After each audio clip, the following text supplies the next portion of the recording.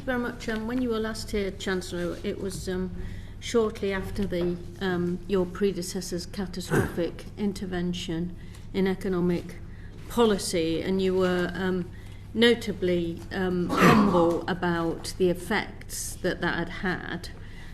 He's now been seen touting himself around for work, expecting to charge £10,000 a day. Is that payment for results that Mr. Kruger was talking about in the public sector?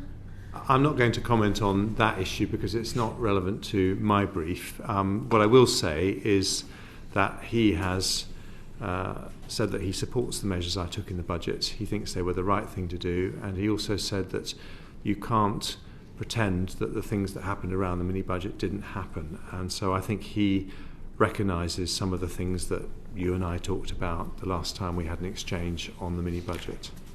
The rate for ex-chancellors, is that about right? £10,000 a day? I have absolutely no idea.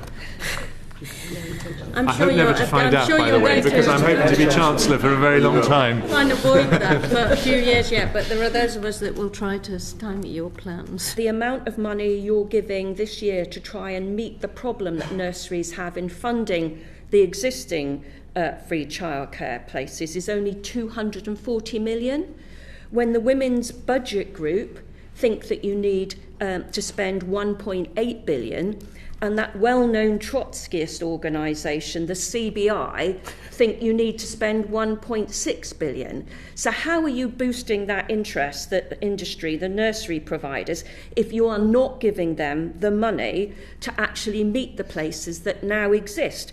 And back to the Women's Budget Group, who we are really grateful to, they tell us in order to bring in your plans for 2025, it's going to cost 9.4 billion, and you're allocating 4.2, so less than half of what they need to keep going.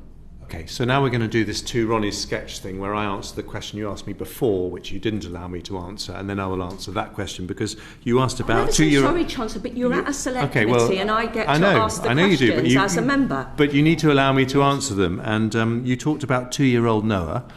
When Noah turns 3, he will be entitled to 30 hours of free childcare. That was introduced in 2013. If someone becomes pregnant today, by the time their child finishes maternity and paternity leave, they will be entitled to 15 hours of free help. Thank you. That takes me on neatly to that. So anecdotally, I have constituents coming to me who particularly women over 50, saying no one will give me a job. I'm just like, this is ridiculous. You're a perfectly competent and capable person. Why won't anyone give you a job? I also get people coming to me with disabilities saying, no one will give me a job. So absolutely, I think you're on the right track to be focusing on what more can we do, not just with our own reforms and helping people into work, but also perhaps with businesses. What are we doing to incentivise businesses? I don't know whether you can say a bit about that.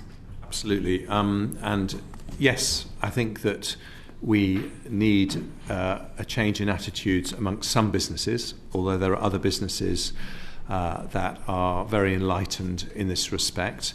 But if I give you an example, this week I hosted a reception in number 11 for a charity that puts young people between 18 and 25 with learning difficulties into work placements. It supports them for a year, and the deal is that at the end of that period they have to be interviewed in exactly the same way that anyone else would be interviewed, and only given a job if they qualify for it. And they have a 65% success rate in placing people with learning difficulties into full-time jobs. It's an amazing project, and that is because the process of supporting someone into employment actually changes attitudes amongst the employers as well, and they realise that people have an enormous amount of value to add to their organisation in a way they might not have understood before.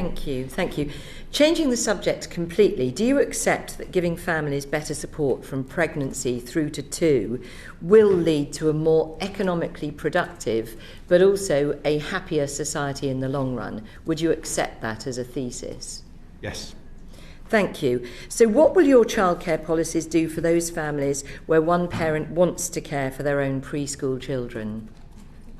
Well, first of all, there are a lot of families who are under financial pressure, and they want to resolve that by both parents working, and I think that can make a very, very big difference to the life chances of children if they're able to relieve that financial pressure. Now, obviously, it's a matter of choice if someone chooses to stay at home, but I would point out that for the poorest families, who are the children who we most worry about in terms of being held back in their life chances at a very young age, we've also in the budget made very big provision for families on universal credit to help them, and we think that there are a number of families where you can make a positive intervention to a child's life chances by putting them in a stable childcare environment, and so I think this budget will have a big impact for them.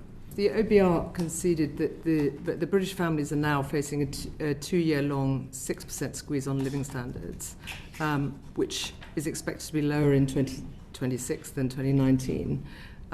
Can you explain why the budget prioritises giving £4 billion a giveaway to the wealthiest few? Do you think you've got your priorities right, Chancellor? Well, that is not what the budget prioritises, and that's a mischaracterisation of budget measures. So let me just explain. You recognise the 6% would you let me answer squeeze? the question, Miss Ali? Well, but hang on. You recognise the squeeze on living standards? Yes, I was about to come on to that. I very much recognise the squeeze, and that's why there was a large number of cost of living measures in the budget. First of all, the energy support package, £3,300 per household, nearly £100 billion over this financial year and the next financial year. Then there was the fuel duty freeze. There was measures to help people on prepayment meters. There was a very long list of things to help people with cost of living pressures, and we want to do everything we can. We stand ready to do everything we can to help people with those short-term pressures. But yes, after you've been through an energy crisis, after you've been through a pandemic, there is pressure on living standards, and the long-term sustainable way to be able to relieve that pressure is economic growth. The tax evasion, the HMRC said, is becoming much more complex, more sophisticated, more international and more digitally enabled. And it's revealed that UK residents hold 570 billion in tax havens. The rebel accountant, whose book is out now, says HMRC can't compete with firms that it needs to investigate because the people who they'd like to employ are actually going to work in private business. For every person prosecuted for tax fraud in the UK between 2009 and 2019, 23 times as many were pursued for benefit fraud. So why does benefit fraud continue to be prioritised over tax fraud when tax fraud brings more money into the Treasury, exactly the kind of money that we need to be giving to support our local businesses? We don't prioritise one over the other. We want to stop them both, and we put maximum effort into both.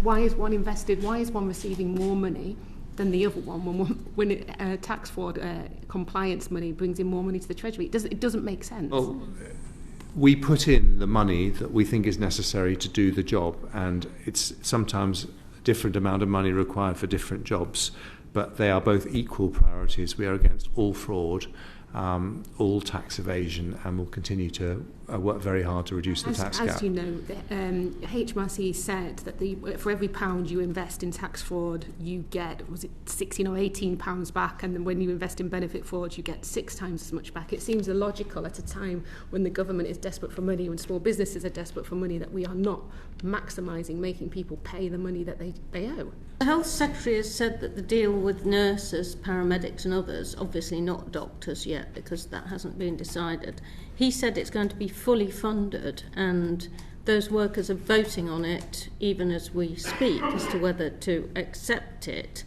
The Treasury have said that it's going to be got from wider spending plans for the coming year, which implies cuts to other departments. So which is it?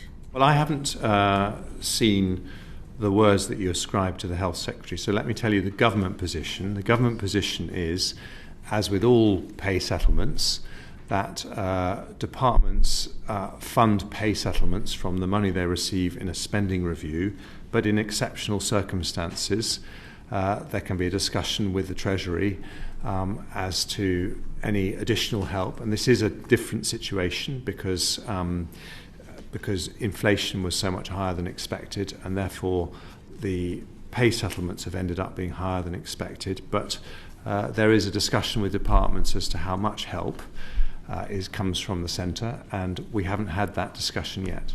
So that means that the teachers have said that their pay offer isn't fully funded. Is that true as well then? The commitment we've made is that there will be no reduction in frontline services as a result of these pay awards, but that doesn't mean to say that departments won't make efficiency savings and reprioritisations, and it's very important that they should, because we have a responsibility to the taxpayer in a context where we've just put up taxes by £25 billion, and we need to be responsible with public finances and fair to taxpayers.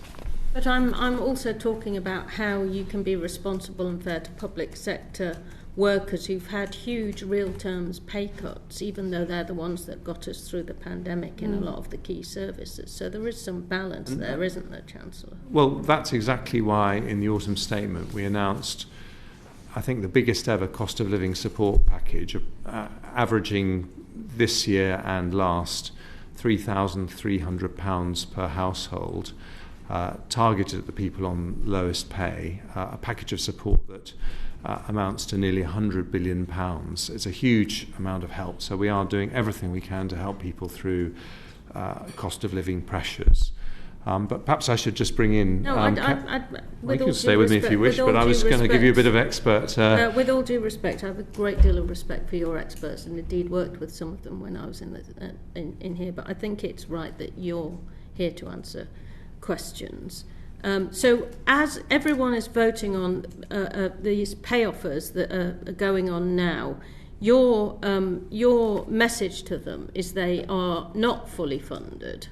And indeed, much of this will have to be reprioritised, as the Prime Minister said, from existing budgets, which are already very stretched. That is your message to those people who are voting on whether they should accept these pay rises today, isn't it? No, my message is that we will fund these pay rises in the way that we always fund pay rises, which is a discussion with departments. But we make a commitment that there will not be a degradation of frontline services for the public. This is an industry where something like 90,000 people left it since 2018. It's an industry where we rely on very young women to earn £5 an hour. So they are younger, they do not qualify for the minimum living wage, and that's how nurseries get by. So what is the plan to make sure that people want to stay in this industry and care for our children rather than to leave and stack shelves in a supermarket, which is what they're actually doing? Well, we announced a number of things in the budget to improve the supply of labour to this market, including incentives for childminders and childminder agencies. And we are having a big discussion. The Department for Education is having a big discussion because this is a big delivery challenge, which I know they are determined to rise to. But the simple answer to your question is that we have said to the childcare industry that we're putting £5 billion a year on the table of additional public money into improving childcare provision. We want to work with you to make sure that we can deliver this promise, because we think it's very important for the economy and it's going to help thousands of parents to get back to work. They are saying to you they need twice that to deliver what you're asking them to deliver.